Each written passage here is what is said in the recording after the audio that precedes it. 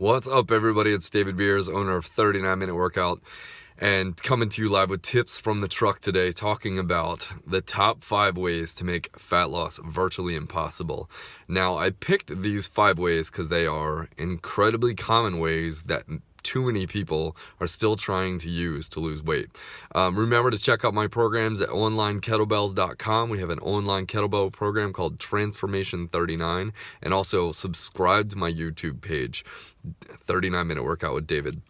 So these top 5 ways that people are always trying to use are really, most of them are outmoded ways that have really been proven to be inefficient, but they're still being taught. They're still showing up in the grocery store aisle magazines. They're still very much being in the mindset of clients I work with when they start with me. So I just don't want you to fall into these pitfalls. I don't want you to fall in these traps and think you're doing a good job and really making it harder for yourself to get success. So number 1 is under eating. Living on a low-calorie diet. Now, I know you probably think calorie counting is the bee's knees when it comes to weight loss, but it's not. It's absolutely not. Calorie counting is a piece of the factor. It is useful to some extent to understand if you're eating 3,000 calories a day and you have a look at your calories. It's like, I think we've identified the problem here, right? But the problem is when you focus on just eating low calories, you're often going to have fake quick results. So I call it fake because virtually nobody can maintain a low-calorie diet. Not to mention, when it goes hand in hand with a tip I have later, you're almost always going to do one really big thing when you undereat calories that is going to cause you problems and make long-term fat loss nearly impossible, and that is you're going to burn muscle. Your body is indiscriminately eating fat and muscle tissue at the same time because you ain't feeding yourself enough food. So this is where I find mostly women trying to cut down to like 1,200 calorie diets get into trouble, right? They start strictly plugging it into apps, counting the calories, getting it way down, and they have some quick results, and then 3 months later it's worse, and then it actually balloons. Here's original, here's down to success, and then it actually goes back up. Your weight actually balloons worse than before because number 1, very, very few people can maintain a really low calorie diet. It's kind of miserable, kind of sucks. And you have just ruined your metabolism by destroying muscle tissue. You've got to retain muscle to be good at burning fat. You want to know why men lose fat easier? We got muscle.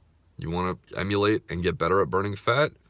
Gain muscle, okay? Number 2, work out 7 days a week is another great way to make fat loss virtually impossible. Again, it's just like number 1. You might have some quick flash in the pan results. It's virtually guaranteed that it will not last.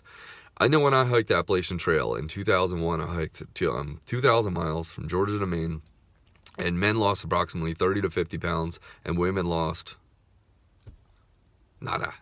Most women I knew lost nothing or gained a little bit who hiked the trail because their bodies were so freaking stressed out, we were hiking way too much, that their body went into shutdown modes. What is a woman's body trained to do? It's trained to hold on to fat so you can have babies. If you stress the hell out of yourself, your body goes, oops, trouble, hang on to the fat, don't lose it. So there is massive hormonal damage done by overworking out. Now, I don't mean yoga, walking, some light jogging, things like that. But I'm talking about high intensity cardio and weights 7 days a week, or even 6 days a week, or for most of you, even 5 days a week is too much. 4 days a week or less is really what I want people to train with intensity. 4 or less, okay?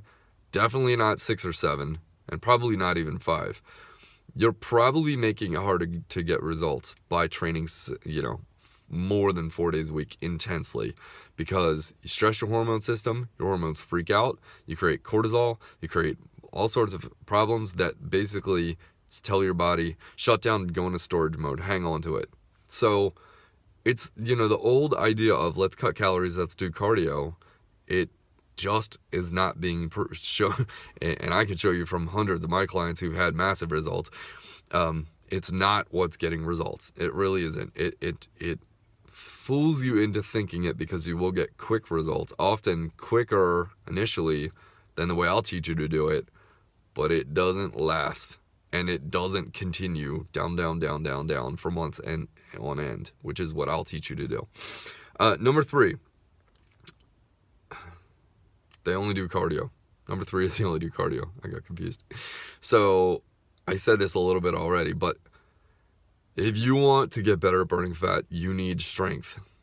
If you do cardio, that's fine. Cardio is good. Cardio makes you sweat. It evens out your emotions, right? It gets stress out. That's an important piece. We'll talk about stress later. Stress is a piece of hormone balance. So we do want to burn out stress. We do want to burn some calories. We do want to sweat, use our muscles. Great. Cardio is good for you. It feels good. It makes you feel good. But if you just do cardio like crazy, you aren't necessarily as effective at burning fat. You are more effective at burning fat if you do strength training 2 or 3 days a week and cardio no more than 4 days a week if it's intense cardio, okay? Again, I don't really put walking, light biking, yoga, things like that into cardio category. That's sort of a different sort of yin building, stress reducing category. But the high intensity cardio, like cardio kickbox for an hour and a half, you know, Peloton bike for an hour and a half, things like that are like super intense and doing them like crazy, and then neglecting your strength work. The real take home is don't do cardio too much, more than 4 days a week of high intensity, and do not neglect strength work. If you want to get awesome at burning fat and you add a couple of pounds, talking a couple of pounds for women, a few pounds of muscle that will not even show up in any other way than they'll make you look a little more athletic and firm you up, you're going to get better at burning fat, period. Your basal metabolic rate will raise. You will burn more fat effectively just by sitting, just by working out, just by doing things. The other problem with cardio is the more effective fat burn comes from anaerobic cardio. Anaerobic cardio basically working at a 8 or a 9 intensity to where if I was working out next to you, we could not hold a conversation if we wanted to, right? That's anaerobic. Kettlebell swings, burpees, sprints on an Airdyne bike, ball slams, all sorts of really high heart rate stuff that you do that's going to get your heart rate boom, boom, boom, boom, boom, boom, boom, and you couldn't hold a conversation. The thing about anaerobic cardio is cardio burns calories. If you work out for 60 minutes, you burn calories, you stop burning. If you do anaerobic cardio with muscle and high intensity, you often will burn calories for 24 to 48 hours afterwards. You literally are metabolically charged for a day or two, okay? Massive changes from that beat the pants off of steady state cardio. Meaning, steady state cardio is like you go for a jogger, you get on a Peloton bike and you go one speed. That's the old cardio way to lose weight. And I still have clients who walk into my doors these days and they go, well, you gotta run to lose weight. And it's like, I got an entire wall of success of women from their mid-30s to their 70s who have lost, 10 to 70 pounds not running ever. So you definitely don't have to run. You don't even have to do typical what you think of as cardio to lose tons of fat and look much more athletic. And in fact, the straight cardio look doesn't tend to look nearly as athletic and fit and firm as the woman who invests in strength building first, okay? Number 4, this is a weird one. If you follow my stuff, if you got my ebook, if you got my 39-minute workout guide to kettlebell fat loss, I talk about damp food. So damp food is a Chinese medical term. I'm an acupuncturist, also not just a kettlebell instructor. I don't do acupuncture online. That would be very challenging. But I do kettlebells online. So damp foods are essentially things like wheat, dairy, sugar, and alcohol. Now, maybe you aren't thinking about sugar and alcohol in terms of weight loss, but a lot of people who are calorie counters neglect skipping wheat and dairy, okay? And they still eat a lot of cheese, a lot of dairy, a lot of wheat, because they're like, well, the calories work. Well, the problem with only focusing on calories is you're missing the whole problem with quality. And in Chinese medicine, basically the idea of dampness is when you eat food, your stomach has to warm that up to about 100 degrees soup, what we call it, warm it up, ripen it, make it into something digestible, and send it out as energy, and the waste goes through you. So when you eat a ton of damp food, which modern diets are full of, wheat, dairy, sugar, alcohol, you're talking like, right, what do most people live on? A lot of that food, a lot of crappy carbohydrates. They are basically, when you eat that stuff, your body has a really tough time assimilating it, turning it into energy. So it creates this byproduct called dampness. Well, dampness leads to feeling bloated and heavy in the middle, leads to feeling like foggy thinking, feeling lethargic. You eat and then you feel exhausted afterwards. You have poor muscle tone or flabbiness. You go to lift weights and you don't have good strength. These are all signs of dampness or other medical situations like weak spleen that I won't go into in this talk. But basically, when you live on damp food, I don't even care if the calories are right. You're not making your health, you're not improving your health. So you are ultimately making fat loss, especially long-term, right? Fat loss that's able to maintain for 5, 10 decades, right? 5 years, 10 years, decades. That's going to come from avoiding damp foods, keeping them down to cheat days or cheat meals. I really teach my clients to bring wheat, dairy, sugar, alcohol down to a cheat day or a cheat meal if they want long-term massive success with fat loss, okay? There are a lot of great ways to lose fat for a month. There are a lot of gimmicky challenges out there I see on Instagram, on Facebook. They're all over the place. You will have success really quickly and be like, oh my God, the program is awesome.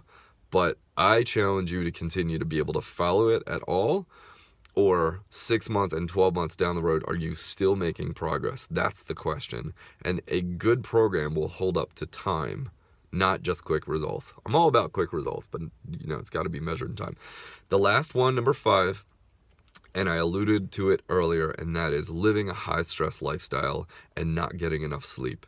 So if you just are a go, burning the candle at both ends person, you're asking for fat loss to be a problem. If you have the classic tire around the middle, you store belly all around your middle, number 1, you are a much higher likelihood of having hypertension and heart disease. Number 2 is you are stressing your cortisol levels out. Your kidney is whacked. Your adrenal glands are going full tilt. You are in high cortisone levels. If you're getting less than 7 or 8 hours of sleep a night, if you are go, and you have no yin, no restorative, no calm time, meditation, naps, reading a book, doing something that feels restful for you. Now, this doesn't have to be crazy. I know some of you type A's are probably like, oh my God, what are you kidding me? Like, I don't sit. Well, if you want to lose weight and be healthy, you probably should learn how to sit. And I'm pretty damn type A too. I'm with you. I understand the desire to be doing stuff, but if you want to make weight loss more effective, you have to give yourself some downtime. You have to create restorative habits in there. I think breath work, right? Learning how to do breathing practices or meditation or yoga or walking are phenomenal. And especially for those of you who are really busy-minded, I find creative writing and walking to be the 2 most effective for me, because meditation can drive us crazy if you're busy-minded, whereas walking and writing you're able to do something, so you're doing, but in a very calm state.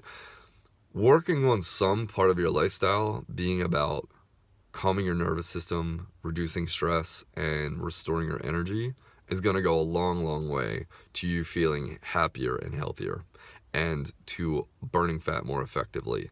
Will you lose fat just because you start taking walks? Yes, actually that will help. But just because you start doing yoga or taking a nap or writing, no.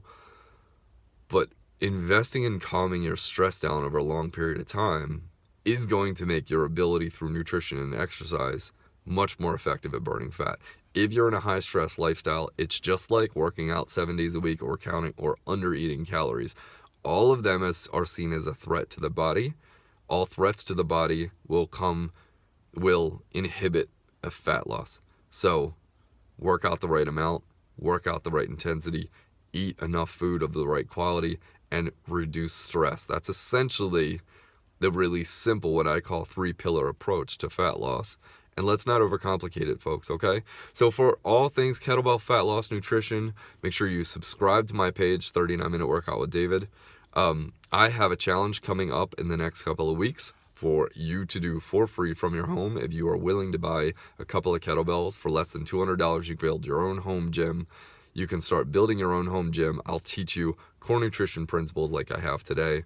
And it is all about those of you who have already fallen off the weight loss wagon from New Year's. If you started the New Year's challenge, your own New Year's resolution, and you got into a gym or a program or online something, and it already failed, I want to do something to make sure that that isn't just like, oh well, 2018, I tried. Like, I want to help you guys get on a good program. Or if you haven't gotten on a program yet, let's do something together. So stay tuned to that. I'll have details in that coming out in the next few days. As always, check out my page, 39 Minute Workout with David, and check us out at onlinekettlebells.com for my online kettlebell program. All right, thanks so much for joining us. Leave any comments or questions you have below. Love to hear them. I'll see you next time.